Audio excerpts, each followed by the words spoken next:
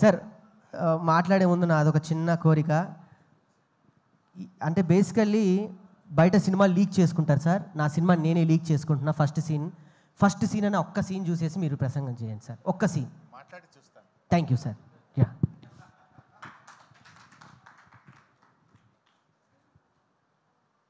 యాక్చువల్గా సినిమాలంటే నాకు కొంచెం చాలా పరిచయం తక్కువ, చూడడం తక్కువ. ఈ మధ్యకాలంలో సినిమా ఈవెంట్లలో పాల్గొనడం అంటే ఇదే మొదటిసారి. అయితే మా సీనన్న, మా రసమయి, శ్రీనివాస్ ఈ ప్రోగ్రాంకు రావాలి అన్నప్పుడు రాకేష్ గురించి తెలుసుకున్న తర్వాత ఈ ప్రోగ్రాంకు వెళ్ళాలనిపించి రాకేష్ను ఆశీర్వదించడం కోసం ఈ కార్యక్రమానికి నేను వచ్చాను. ఒక మారుమూల పల్లెలో పుట్టి ఒక గిరిజన తండా నుంచి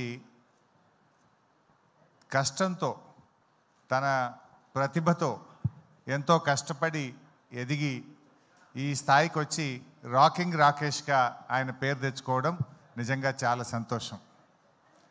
జబర్దస్త్ షోల ద్వారా తెలుగు ప్రజలందరికీ కూడా పరిచయమై చాలా జబర్దస్త్గా రాకేష్ ఎదిగాడు.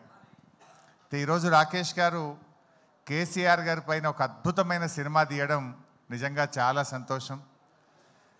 కేసీఆర్ అంటే ఆయన ఒక చరిత్ర. తెలంగాణ రాష్ట్రాన్ని సాధించడమే కాదు, ఈ రాష్ట్రాన్ని 10 ఏళ్ల పాటు అద్భుతంగా అభివృద్ధి పథంలో నడిపించిన నాయకుడు కేసీఆర్. ఇప్పుడే హైదరాబాద్ మీద ఒక పాట పాడారు చరణ్ గారు, సాకేత్ గారు, చాలా చక్కగా పాడారు. I congratulate them. నాకు వారి పాట చూస్తూ ఉంటే ఒక పాత జ్ఞాపకం ఒకటి గుర్తొచ్చింది. రజనీకాంత్ గారు ఒకసారి హైదరాబాద్కి వచ్చినప్పుడు 22 సంవత్సరాల తర్వాత నేను హైదరాబాద్కి వచ్చాను, నేను హైదరాబాద్లో ఉన్నానా న్యూయార్క్లో ఉన్నానా అన్నాడు. అంటే కేసీఆర్ గారు పల్లెల్ని అభివృద్ధి చేశాడు, హైదరాబాద్ను అద్భుతంగా అభివృద్ధి చేశాడు. అభివృద్ధి అనేది మనం చూసే భౌతికమైన అభివృద్ధి కాదు, ఆయన సామాజికంగా, సంస్కృతి పరంగా ఈ రాష్ట్రాన్ని అన్ని రంగాల్లో కూడా అద్భుతంగా అభివృద్ధి పథంలో నడిపించి ఒక దిశను ఈ రాష్ట్రానికి, కొత్తగా ఏర్పడ్డ రాష్ట్రానికి చూపిన నాయకుడు కేసీఆర్. నిజంగా ఈరోజు దేశానికి దిక్సూచిగా తెలంగాణ నిలబడ్డదంటే అది కేసీఆర్ గారు చేసిన కృషి. అయితే వారి కృషిని, వారి పోరాటాన్ని ప్రజలకు చూపించే ఒక గొప్ప ప్రయత్నం రాకేష్ చేసినారు. జనరల్గా ఎవరైనా అధికారంలో ఉన్నప్పుడు పవర్లో ఉన్న పార్టీకి సినిమా తీస్తారు, కానీ అధికారంలో లేకపోయినా సినిమా తీశాడే, అది ఆయనలో ఉన్న నిజమైనటువంటి ప్రేమ అనుకోవచ్చు, దమ్ము అనుకోవచ్చు, ధైర్యం అనుకోవచ్చు. బట్ తప్పకుండా రాజకీయాలు వేరు, కేసీఆర్ ఇస్ సంథింగ్ డిఫరెంట్. ముఖ్యమంత్రులు వస్తుంటారు, పోతుంటారు, కానీ తెలంగాణ రాష్ట్రాన్ని సాధించింది మాత్రం ఒకే ఒక్కడు, దట్ ఈస్ కేసీఆర్. అది ఇంకొకరికి అవకాశం లేదు. ఒక చరిత్ర సృష్టించారు. అటువంటి కేసీఆర్ గారి గురించి చక్కగా ఒక మంచి సినిమా తీశారు, చాలా సంతోషం. మరి తెలంగాణ సోయిగల్లోళ్ళు, తెలంగాణ అభిమానులు, కేసీఆర్ అభిమానులు అందరూ కూడా ఈ సినిమాను చూడాలని, రాకేష్ను దీవించాలని చెప్పి నేను మనస్ఫూర్తిగా కోరుకుంటూ I wish you all the best. నాదొక చిన్న విన్నపం, సిద్దిపేటలో ఈ సినిమా మీ ఫ్యాన్స్ చూసినా నా సినిమా ఆడిపోద్ది సార్. ఒక్కసారి సీన్ అని చెప్పెళ్ళి.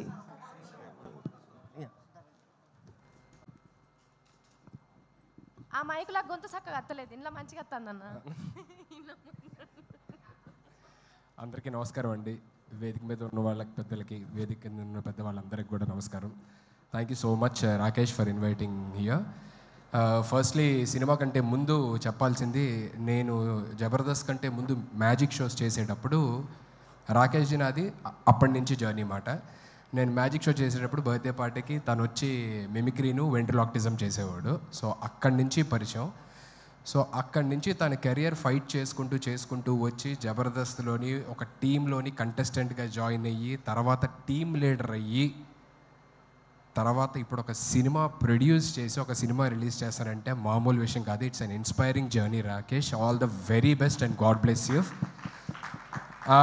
అంటే జబర్దస్త్ చేస్తున్న సేపు బాగానే ఉంది. రాకేష్ లైఫ్లోకి ఒక లక్ష్మీదేవి వచ్చింది, సుజాత సినిమా తీశాడు. ఇప్పుడు ఇంకో లక్ష్మీదేవి వచ్చింది, సినిమా రిలీజ్ చేస్తున్నాడు. ఆ లక్ష్మీదేవితో పాటు డబ్బులు కూడా రాకేష్కి తిరిగి రావాలి, కొన్న ప్రొడ్యూసర్స్కి డిస్ట్రిబ్యూటర్స్కి వాళ్ళందరికీ కూడా తిరిగి రావాలని మనస్ఫూర్తిగా కోరుకుంటున్నాను. ఎందుకంటే తన కష్టాన్ని దగ్గరలో ఉంచి ఇక్కడున్న జబర్దస్త్ నుంచి వచ్చిన ప్రతి ఒక్కరు కూడా ఎంత కష్టపడ్డారు, ఎక్కడి నుంచి వచ్చారు అనేది తెలుసు. So I really look up to you, Rakesh. Thank you so much once again for having me here, and all the very best and God bless you to the whole team. రేపు సినిమాని థియేటర్స్లో తప్పకుండా చూసి నచ్చితే 10 మందికి చెప్తారని మనస్ఫూర్తిగా కోరుకుంటున్నాను. And once again thank you so much sir. ఏమైనా తప్పులు మాట్లాడుంటే క్షమించండి. థ్యాంక్ యూ సో మచ్ అన్న. నీ నోట్ నుంచి వచ్చే ఏ మాట అయినా ఆనిముత్యం అన్న, మస్తు మాట్లాడుతావు నువ్వు. అయితే ఇక్కడికి వచ్చిన వాళ్ళ దాంట్లో చాలా మందికి ఒక డౌట్ ఉన్నదట. నన్ను ముందుగానే అడగమని చెప్పారు నీ ఫోటో ఇక్కడ రాగానే. మరి నేను ఒక ప్రశ్న అడుగుదాం అనుకుంటున్నాను, దానికి సమాధానం చెప్తావా? అమ్మో, ఏదో ప్రీ రిలీజ్ ఈవెంట్ అన్నారు, నాకు అసలు మైక్ పట్టుకుంటే టెన్షన్, ఇప్పుడేమో క్వశ్చన్లు అంటున్నారు. సరే ఏది అడుగమ్మా. కానీ ఏ మాట కామాట అన్న, ఇందాక అన్నావు కదా బిడ్డ, నువ్వు నన్ను ఇందాక ఏమన్నావు మళ్ళీ ఒక్కసారి అన్న. అమ్మ రాకేష్ లైఫ్లో ఒక లక్ష్మీదేవి వచ్చింది, మంచిగా సినిమా తీశాడు, ఇప్పుడు ఇంకో లక్ష్మీదేవి వచ్చింది, రిలీజ్ కూడా చేస్తున్నాడు. ఒక్కసారి అని ఇక అడగా, ఎందుకే పెళ్లి చేసుకోండి ఎన్నిసార్లు అడుగు. రాకేష్ లైఫ్లో ఒక లక్ష్మీదేవి వచ్చింది, సినిమా తీశాడు అని చెప్పానన్నా, నువ్వే లక్ష్మీదేవి, అందుకే చెప్పింది మాట. థ్యాంక్ యూ సో మచ్ అన్న. అయితే ఇప్పుడు నేను అడుగుతా, ఇక అడగాలనుకున్నది. అమ్మో ఇదేదో కొంచెం సరే చెప్పమ్మా అడుగు.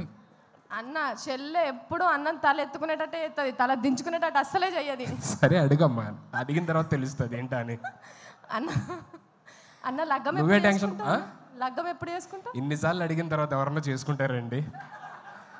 ఒకసారి చెప్పు, రెండోసారి చెప్పు, మూడోసారి చెప్పు అంటే ఇన్నిసార్లు చూస్తున్న తర్వాత కూడా, లైవ్లో చూసిన తర్వాత కూడా ఆయనకున్న ఉత్సాహం మూడు అన్ని దొబ్బినాయి. బాబోయ్ నీ దగ్గర ఆన్సర్ చెప్పలేదు ఇంకా. లగ్గం ఎప్పుడు చేసుకుంటావు? అదే కళ్యాణం వచ్చినా అంతే అంతే ఆగదంటారు కదా. ఆగుతుంది అన్న, ఎందుకంటే కక్కోసి ఆపుకోవడానికి టాబ్లెట్లు ఉన్నాయి.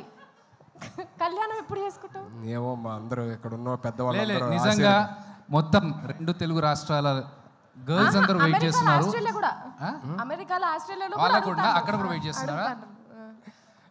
ఎప్పుడన్నా లగ్గము? ఓకే చెప్పు. ఇక్కడ ఉన్న పెద్దవాళ్ళందరూ ఆశీర్వదించి దేవుడు కూడా ఆశీర్వదిస్తే మేబీ. అయితే ఎవరు ఆశీర్వదించట్లేదు ఇప్పుడు? అందరూ హ్యాపీగా ఉన్నాడు కదా కుర్రోడు, పోన్లే అలాగే ఉన్నాయి అనుకుంటున్నారు.